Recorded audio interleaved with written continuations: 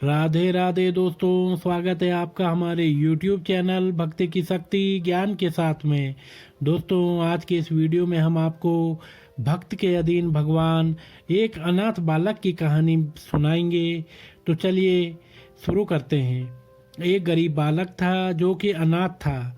एक दिन वो बालक एक संत के आश्रम में आया और बोला कि बाबा, आप सबका ध्यान रखते हैं, मेरा इस दुनिया में कोई नहीं है, तो क्या मैं यहाँ आपके आश्रम में रह सकता हूँ? बालक की बात सुनकर संत बोले, बेटा तेरा नाम क्या है? उस बालक ने कहा, मेरा कोई नाम नहीं है।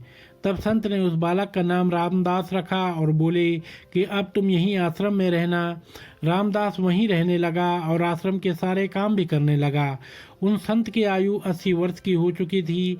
एक दिन वो अपने शिष्यों से बोले कि मुझे तीर्थ यात्रा पर जाना है। तुम में से कौन कौन मेरे साथ चलेगा और कौन कौन आश्रम में रुकेगा? संत की बात सुनकर सारे शिष्य बोले कि हम आपके साथ चलेंगे, क्योंकि उनको पता था कि यहाँ आश्रम में रुकेंगे तो सारा काम करना पड़ेगा। इसलिए सभी बोले कि हम तो आपके साथ तीर्थ यात्रा पर चलेंगे। अब संत सोच में पड़ गए कि साथ किसे ले चलें और किसे नहीं, क्योंकि आश्रम पर किसी का रुकना भी जरूरी था। बालक रामदास संत के पास आया और बोला, बाबा, अगर आपको ठीक लगे तो मैं यहीं आश्रम पर रुक जाता हूँ। संत ने कहा, ठीक है, पर तुझे काम करना पड़ेगा। आश्रम की साफ सफाई में भले ही कमी रह जाए, पर ठाकुर जी की सेवा में कोई कमी मत रखना।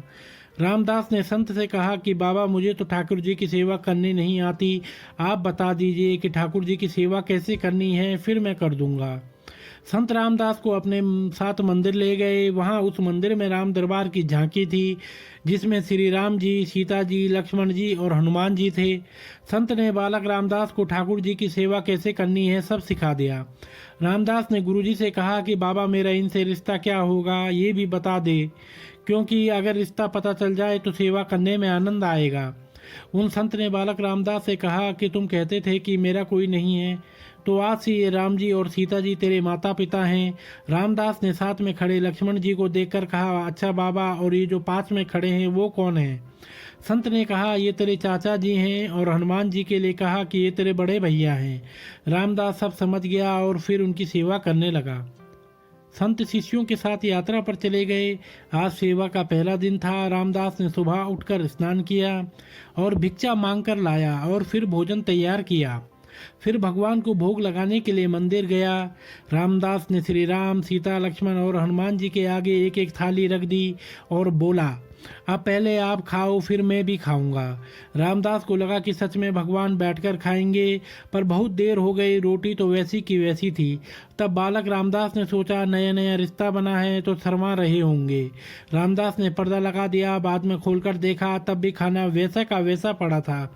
अब तो रामदास रोने लगा कि मुझसे सेवा में कोई गलती हो गई, इसलिए खाना नहीं खा रहे हैं, और ये नहीं खाएंगे तो मैं भी नहीं खाऊंगा, और मैं भूख से मर जाऊंगा, इसलिए मैं तो अब पहाड़ से कूदकर ही मर जाऊंगा।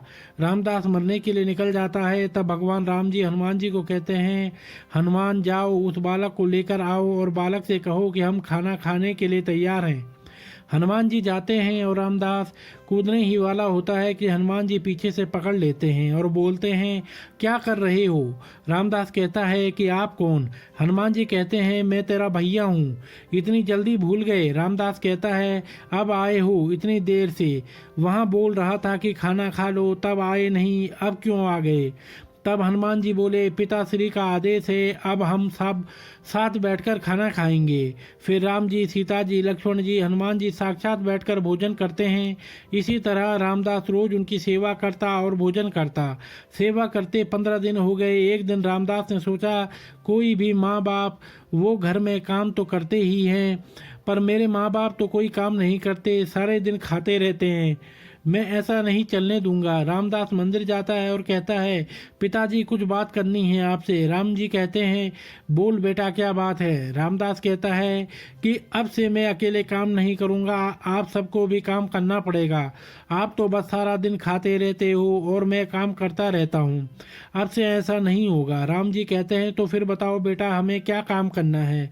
रामदास ने कहा, माता जी, अब से रसोई आपके हवाले, और चाचा जी, आप सब्जी तोड़कर लाओगे, और भैया जी आप लकड़ियाँ लाएंगे, और पिताजी आप पत्तल बनाओगे। सबने कहा ठीक है। अब सभी साथ मिलकर काम करते हुए एक परिवार की तरह सब साथ रहने लगे। एक दिन वो संत तीर्थ यात्रा से लौटे तो सीधा मंदिर में गए और देखा कि मंदिर से प्रतिमाएं गायब हैं।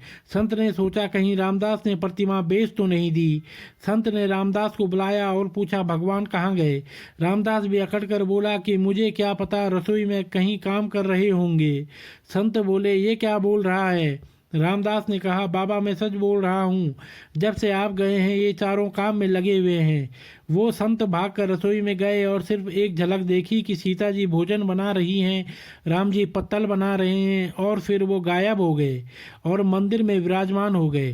संत रामदास के पास गए और बोले आज तुमने मुझे मेरे ठाकुर का दर्शन कराया, तू धन्य है। और संत ने रो रो कर रामदास के पैर पकड़ लिए। कहने का अर्थ यही है कि ठाकुर जी तो आज भी तैयार हैं दर्शन देने के लिए, पर कोई रामदास जैसा भक्त भी तो होना चाहिए। तो दोस्तों अगर आपको यह वीडियो पसंद आई हो तो आप हमारे चैनल को लाइक कमेंट शेयर सब्सक्राइब अवश्य करें और बेल आइकन दबाना न भूलें, जिससे हमारी आने वाली सभी वीडियोस की नोटिफिकेशन आप तक सही समय से पहुंचती रहेंगी। तो आप सभी मित्रों का बहुत बहुत धन्यवाद।